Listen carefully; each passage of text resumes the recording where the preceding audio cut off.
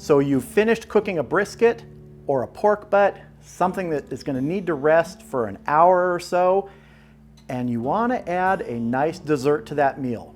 Well, today I'm going to show you how to make a smoked apple pie out on the grill.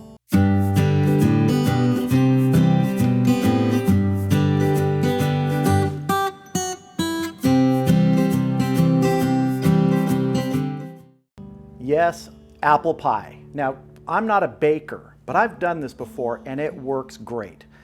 Simple ingredients, and we're starting with about, 8 to 10 cups of apples. This is probably too much. My pan is a little bit bigger. You would probably just want to use a normal glass pie dish. I'm using a cast iron one. So here we have our apples that are sliced. I've peeled them and cored them. Now you can do it sort of the normal way with a peeler and then a knife just cutting them, or you can use sort of an apple gizmo. I have one of those too and they work great. But you end up with, slices of apple like this. Our first ingredient we're adding to our apples is a half a cup of regular sugar. Next comes a quarter cup of brown sugar, a quarter teaspoon of nutmeg, 1.5 teaspoons of cinnamon, a quarter teaspoon of kosher salt.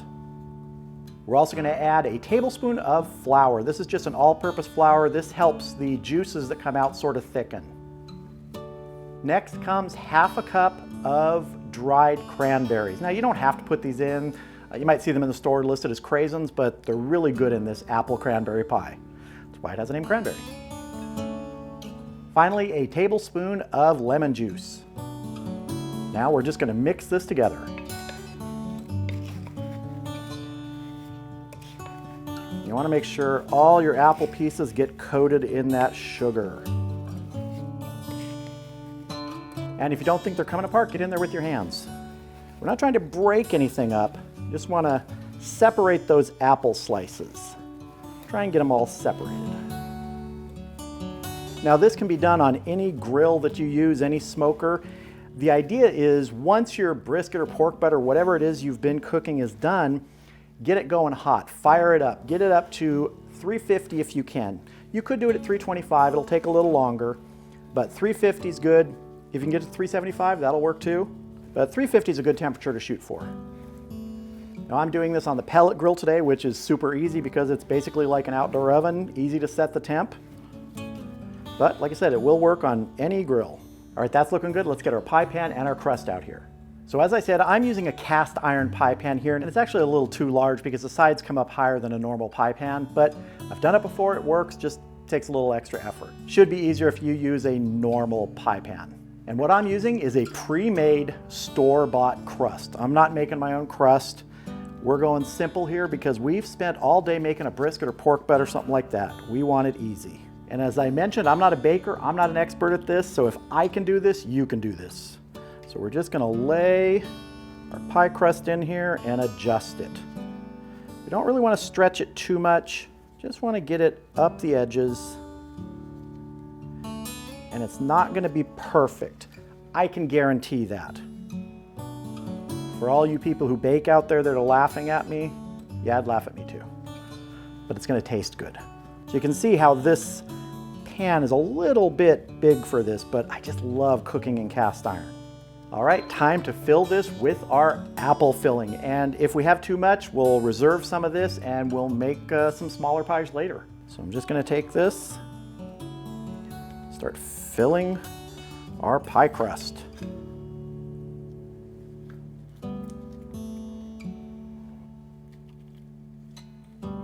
And if you feel like your cranberries aren't distributed enough, just move them around. And I'm gonna fill this way up. Now we're gonna cover it with our second pie crust. It just takes 2 of these pie crusts, and they usually come in a 2-pack when you buy them in the store. And again, if it rips like this did right here, don't worry about it. You just wanna get those edges together down in here. If you thought this was gonna be pretty, no, I'm sorry. Some of the excess will peel off. If you want to use a knife to get it nice and perfect, go ahead. This is not going to be one of those pies with the perfect edge on it, but it is going to be tasty. And that would be easier to do in a glass pan. because you don't have these really high edges here. You have a little bit more of that bottom crust that's available. The other thing is follow the directions on whatever pie crust you get. If it calls for greasing the pan, go ahead and do that. These crusts say you don't have to. And in the cast iron, generally you get a good crust on the bottom, so it isn't going to stick. Now we need to give some places for steam to get out. So we're going to go ahead, we're going to cut some little triangles like this. We're not going to remove them. We're just going to fold the tip back. Just a little bit. Just like that.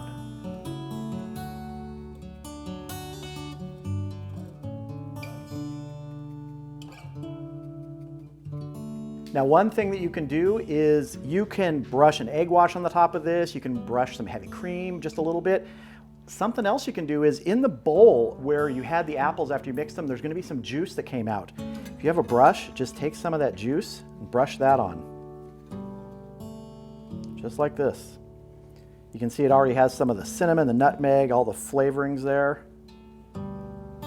Not trying to get it really wet, we just want to get a little bit of a sheen on this crust. Just like that. Spread it around. Now to top this off, we're going to put some candied walnuts on top. Now you can put anything you want or nothing at all. I really like candied walnuts. One thing you have to watch for if you're going at a really high temperature, like say 375 or 400, you have to watch for these burning. So if you start to notice that, just throw a piece of foil over the pie, because we're going to check this about 20 minutes in and see how we're browning. This is probably going to take somewhere between 45 minutes and an hour. And we'll know when it's done when the crust is golden brown and when the apples inside are tender. We will be probing them with just a normal meat thermometer. Not for temperature, for tenderness. All right, that's looking good. Let's get it out to the grill.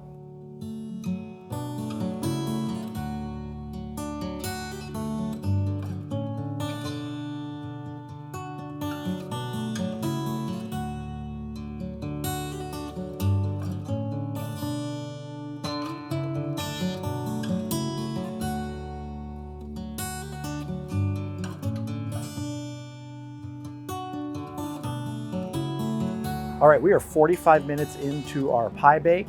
You saw me do a quick little check at 20 minutes. When I open the grill now, you're gonna see that the walnuts are gone from the top. When I did a quick spot check about 10 minutes ago, I noticed they were starting to get a little too toasty, so I removed them. I think the last time I did this, and I didn't do a video on it, I actually put them on about halfway through. So keep that in mind. High sugar content in those candied walnuts, they can burn a little bit, so I think I got them off just in time. We'll put them back on at the end.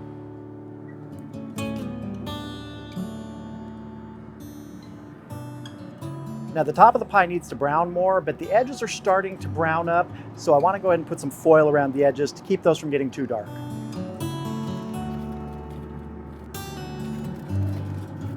We'll just protect those edges a little bit, but we're starting to get good color on top, so I'm going to let this go another 10 minutes and then we'll check it.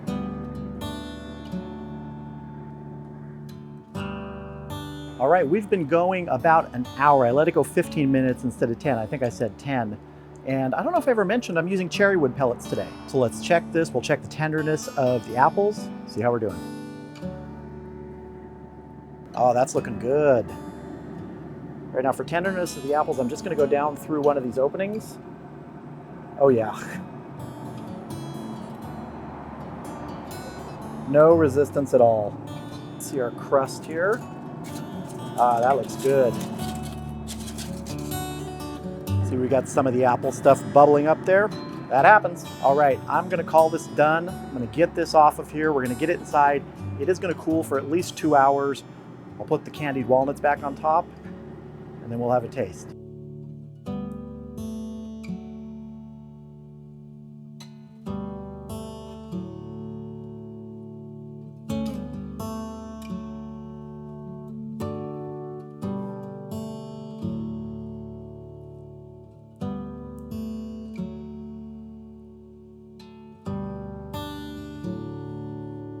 So I'm gonna be eating pie off the cutting board. That's okay with me. I just wanted to get a piece out here so you could see it coming out of the cast iron pan.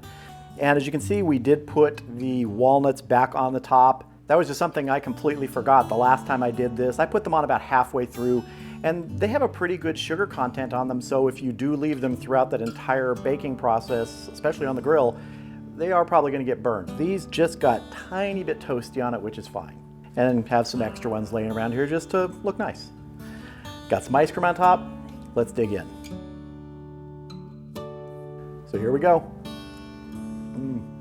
That's good. Now, I think I mentioned it before, this wasn't going to be the prettiest pie, and it's not the prettiest pie. This is not, you know, baking contest or Martha Stewart, but I guarantee you, if you have just cooked a brisket or a pork butt, and you just wrapped that thing to sit and rest for an hour or two, and you tell people, oh hey, give me a little while, I'm going to bake a pie, they are going to be impressed. It doesn't need to look perfect, it just needs to taste great like this. Let's get some ice cream and a walnut here in this next bite. There we go. I mean, it's apple pie with ice cream. How can that be bad? And you add those candied walnuts in there with a nice little crunch. Terrific. So if you think of yourself as a griller and not a baker, you can combine the two. Take that chance. Get some simple ingredients, a pre-made crust, follow a simple recipe like this one, top it with some ice cream. Your guests are going to love the brisket, pork butt, or whatever else is you made, but they're also going to remember that dessert.